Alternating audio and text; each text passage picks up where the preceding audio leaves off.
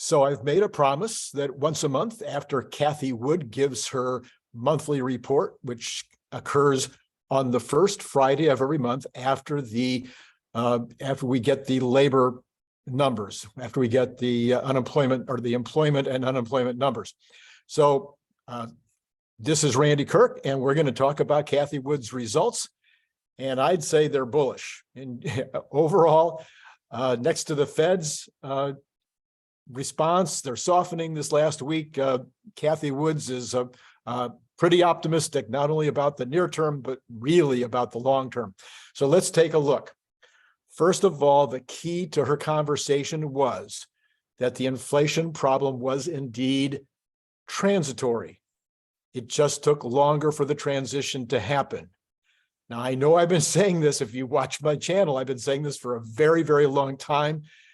I've watched this in the bicycle industry, which I've been part of for my entire career. I've watched it over and over and over again. It was really easy to see what was going to take place here. You had a boom bust situation. You had massive amounts of money going into the economy. This massive amount of money had to go find places to be spent, but there was no place to spend it. There was no products to buy. There was no entertainment to go to. There was no restaurants open. So people put the money in their savings account. They put it into, they paid off their credit cards. It was crazy. The numbers were just nuts a couple of years ago. The savings rate reached as high as 33% when the Americans are known not to save. And the savings rates are normally down around 2%, which they are back to now. And we typically are borrowing money like crazy and have huge credit card debt. The credit card debt dramatically dropped. Well, that's also reversing, and credit card debt is going back up again. So people started, once the COVID thing was over and there was some product to be able to be purchased, then people went out and bought like crazy. And they bought services like crazy, and they went on cruises, and they traveled, and every part of the economy got a benefit from all this cash that had been built up. And then all of a sudden, people started spending it. The price of lunch in Los Angeles right now at a nice restaurant is for two people is $50–$60. It's absolutely unbelievable, and yet people are paying it, and the restaurants are full. So this was a boom, and then at some point people say, I've got enough. I don't need another bicycle. In my industry, I don't need any more stuff. I'm still getting services because I still want to be entertained. I still want to go do things. I still want to travel. So services have continued to be under some inflationary pressure. That will probably continue at a lower level. But anyway, the point of the whole thing was, this was a boom bust that was created by artificial issues that have nothing to do with traditional economic trends. For those of you who are new to the channel, I've written a book on recessions, studied recessions in great detail. This recession, whatever happened last year, you can call it a recession. I'm not sure you should call it a recession. We might have a technical recession later this year. I doubt it. I think Elon Musk was wrong. I don't think that there's going to be a recession in any significant sense of the word. If you were making $80,000 a year, and all of a sudden your boss gave you a raise, or you changed jobs and you went to $100,000 a year, and now for 6 months or a year, you're making $100,000 a year, and then something changed again and you got knocked back down to $98,000 a year, would you feel like that was a recession? Well, that's kind of the situation we're in. The economy went nuts. Savings went nuts. Credit card went down. Everything went nuts because of an artificial circumstance. The artificial circumstance got flattened out, and now we're going back to normal. Everything is normalizing. We'll talk about several situations here of normalization in the rest of this report. So I don't see a recession coming in 2023 or long term, as there is now so much work and not enough people. It's kind of hard to have a recession when you have 1.9 jobs available for every one person looking for work. This is almost definitionally impossible to have a true recession when you have that kind of labor demand, and yet the labor costs are not going up dramatically. Cathie Wood makes the point that the Phillips curve, which people have talked about, there's this idea the Phillips curve is that employment tightness equals inflation. She's been able to prove, other people have been able to prove that it's actually the opposite, that labor tightness tends to go along with a lower level of inflation or not inflation. So that probably has to do with efficiencies and things to a point. There's a point at which you could see inefficiencies, but the inclination for employers, if you can't find anybody to work for you, you've got to find another way to get the job done. What are some of those ways? Well, you can automate. So people would tend to go buy the equipment they need to automate, whether that's software, whether that's hardware. You're going to find ways to automate. Number two, you're going to find a lower cost worker to be able to do some of the work that might have been done by a higher cost worker. How do you do that? You do that by offshoring. The offshoring that's taking place right now is immense. 2 years ago, 3 years ago, I couldn't convince any of my friends that they should be hiring individuals in the Philippines or in Asia or in Russia or in the Eastern Bloc nations or in India, Pakistan, South America, Central America. There are low-cost, outstanding workers all over the world now that are working for American companies, and they're doing it from home or they're doing it from an office someplace way away from the company that's hiring them. And these people are getting better and better and better at what they do. What's happened is now I have lots and lots of my associates who now have VAs or who have specific tasks, including patent law, including bookkeeping, including tax prep. I mean, it just the list of things that are being done offshore right now is huge. I've been using a virtual assistant in the Philippines for almost 10 years now. Couldn't be happier. I've added my virtual assistant has now her husband and they're both full-time with me now out of the Philippines, editing some of these videos that you see. So it's a huge thing, and it is reducing the cost to do business. And people are being forced to try it. People don't want to change. They don't want to try these new ideas because they're afraid of them. But when you're forced to, because you have no people, then you go ahead and you do it. So that's one of the reasons why we're seeing, even with full employment, 3.4% employment, the lowest rate, I think they said in 9 years. With that rate, maybe it was since 1989. I can't remember, but it's super low, historically low. Unlikely, it's almost impossible to go much lower than that, just because of people being in transition between jobs takes up some of that unemployment. Even with that, inflation is quieting down because it wasn't normally in place to begin with. Okay, too much money, not enough goods, created the inflation. Now you have enough goods, you have enough services, and so inflation is starting to come down. All right, so let's talk about some of the details here. Jobs were up huge on Friday, 517,000 new jobs. Again, leaving us and job requirements, or the industries looking for workers, also increased dramatically. So you ended up back up to almost to 1.9 jobs available for every one worker that is looking for work. Hours were up. This was a little bit of a surprise. Well, if hours are up and employment is up, that means income is up, and income was up huge. Well, if income is up huge, then that means people are going to have more money to spend. If people have more money to spend, it's impossible to go into even a technical recession where the overall GDP is contracting. It's just impossible. And if you've got this kind of a labor situation, and it doesn't look like it's changing anytime soon with 1.9 jobs available for every one worker, I don't see how can we have it. There's just no recession in sight. There's not a chance.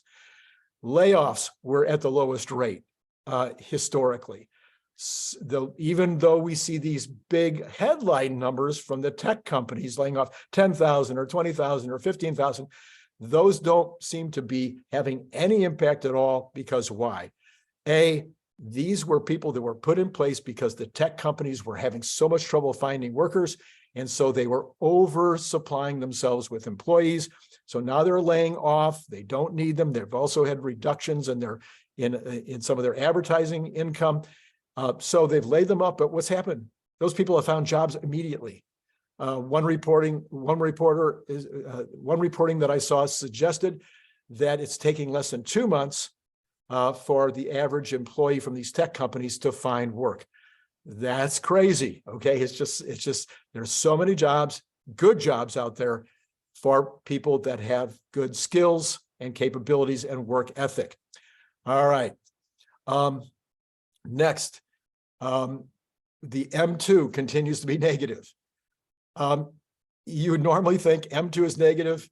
It's negative over a long period of time, that would be evidence that we're going into recession. But apparently companies have enough money. They have enough money from various reasons, because they've saved it up, because they're not expanding as quickly, for whatever reason. It has not shut down the economy. I would expect M2 to begin to move again over the next few months. Bonds are still inverted. This is a long, long time. Maybe historically the longest time bonds have been inverted, certainly by this much. So you have the short-term interest rates being higher than the long. I'm sorry, the short-term interest rates are typically going to be higher than the long-term interest rates. But right now we have an inversion. We also have extremely low interest rates, and the interest rates are low historically, especially considering what the Fed has done.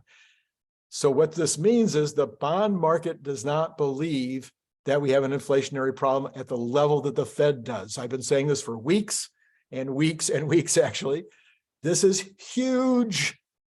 I think it's important that if you're an investor and if you follow the market, you understand that the Fed can raise interest rates to the moon. But if the bond market continues to be willing to loan money out at 3.5% over 10 years, then the Fed is not able to understand that the investment community out there is perfectly willing to for the 3.5%, suggesting that they believe that the long-term inflation is already at 1.5%. Typically, you look for a 2% spread. So if the bond market believes that inflation is only at 1.5% long-term, the Fed is already being, how can you say it? Their effort to lower the amount of cash in the system is being thwarted by the bond market being willing to loan money at these low rates. Number one, and then we go into the oil thing. I'm sure you know this is not going to be a surprise.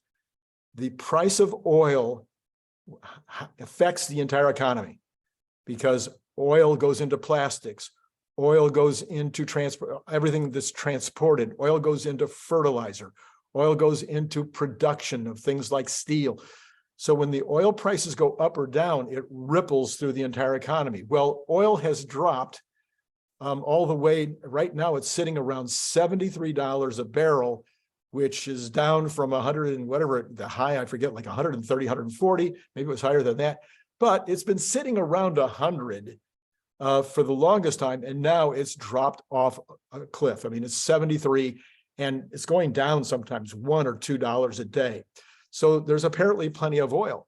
It's not just that there's plenty of oil, there's plenty of natural gas, which is a competitor to oil. Natural gas has come down even faster than oil. Natural gas is back to normal levels around $2, $2.50.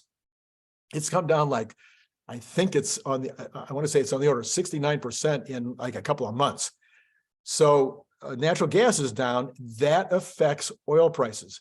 They compete in lots of markets. And so if natural gas comes down, people then switch where they can. They switch to using natural gas. instead of oil, and then oil has to respond because now there's too much availability of product compared to the demand for oil. So both of those are coming down and coming down dramatically. I'm expecting oil to continue to drop. Then you have things like containers. 40-foot containers last year were as high as $16,000 per container. This was nuts. It was hurting everybody. It was hurting things like Tesla automobiles shipping rates. Okay, now they're back down to $2,000, $2,500, which is normal. So that affects the cost of transport of a Tesla automobile or any kind of product you're buying from any country, anywhere around the world, including things like fertilizer and commodities that are transported by these ocean-going vessels. That's huge. Other commodities are dropping. Well, part of the reason they're dropping is because oil is dropping and gas is dropping and container prices are dropping. So all of these prices are dropping down, and all of that then continues to ripple through the economy. So personally, Cathie was saying, right now I'm talking about what Cathie said. Cathie says, look, we're already in a disinflation situation or a deflationary. Deflationary would mean that it's actually less than zero. Well, in some cases it is less than zero. So the lagging indicator, services and rents, and Powell said last week that these rents are a lagging indicator and he believes they will go down. I'm not convinced of that. I'm not 100% sure he's going to get what he's hoping for. I think you could see stable rents for a short period. Long term, there's not enough housing. There seems to be right now enough rental, like apartment units, but there's not enough single family dwellings, whether they're rented or whether they're purchased. There's not enough of those. They're not building enough of those to fill the huge demand. And so I think rents cannot go down very much. I think there might be flat, which would be okay, or going up 1 or 2% a year might satisfy the Fed. And then housing itself, everybody's all worried that the prices of cost of housing is going down and we're all going to have our equity wiped out. I don't think that's going to happen. We may already be at the bottom in the housing market because everybody's employed. People are getting new jobs. They're getting better jobs. They're working longer hours. They're going to be looking to make that move from an apartment into residential real estate. And there isn't anything, there's nothing, there's no inventory. You have demand and no inventory. We've never seen this in a recession. This isn't a recession. In a recession, people lose their homes because they don't have enough money to pay the mortgage, and they don't have enough equity, and so they lose their home. There's foreclosures. We're not having foreclosures. People have plenty of equity in their homes. I've done another video on that. Maybe it was last week, but the reality is I think it's 40%. That might not have all the numbers 100% right here, so please forgive me, but I think it's 45 or 40% of all homes in the United States right now that are owned by private individuals are fully paid off. There's no mortgage. And then the rest of them, they have plenty of equity. They're in no danger of foreclosure, even if there was a problem, and there isn't. So it's not, we're not going into a housing recession, and it's very likely that the, say, 15-20% reduction in the price of houses that we saw last year, that might be replaced. That might, as soon as we get into spring, we're only, 45 days away from the spring market for housing, that 15% could be replaced. Okay, Fed future, this is not Cathie speaking, this is me speaking at this point, maybe one and done at this point, one more 25 basis increase. I could even see a possibility of none and done, that they don't increase at all in the March meeting. This is Randy again, bonds and mortgages going lower. I think the 3.5%, it's been fighting, it's been trying to get above 3.5, trying to get above 3.5 on the bond market, hasn't, the 10-year bonds hasn't been able to get above 3.5. As a result, mortgage rates have been coming down steadily for the last 3 weeks. I see both of those trends continuing as the bond market is unable to get above the 3.5 yield. Let's see. So Cathie's final statement. She sees an economy over the next 7 years that grows at 6 to 10% per year. You know, Cathie is a huge bull with regard to this whole disruption economy that she's talking about. And one of the things she talked about a lot was that the disruption companies, that were the disruptors over the last 20 years, are now being disrupted. So we have Google search being disrupted by ChatGPT. If you're not using ChatGPT yet, you should be. You should be experimenting with it and playing with it. Chat is not hooked up to the internet, so it can't quite disrupt search. But there are certain circumstances right now where it's easier and better. You get a better result if you use ChatGPT to search for certain kinds of historical information. Especially if you want it to be written up in something like a form that you can use it immediately or almost immediately to publish. Anyway, disruptions like that are happening to the disruptors, and some of the other disruptions, like for instance, the electric storage, solar, wind, batteries, EVs, now semis. Some of these disruptors are going to hugely lower your cost of living in the future. If your cost of living goes down and your income stays the same, you become wealthier, and now you can spend on higher ticket things, and the economy and the government and people in general can afford to buy the things that wealth allow. That's what she sees, 6 to 10% growth. She sees even higher growth in the 30s as these disruptions across the board. For instance, robots. When Optimus becomes a reality, and I think that's sooner rather than later, it would have an absolutely huge impact on the cost of goods and services both.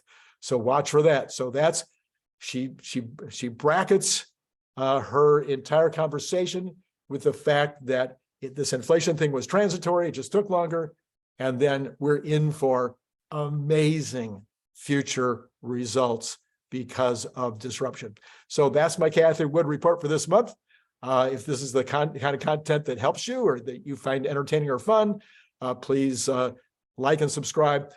Looking for more folks on Patreon. Got a couple more over the last couple of days. So we're starting to build that team. If you'd like to be part of the team, jump on. The information is down below. Buy the book, The Elon Musk Mission.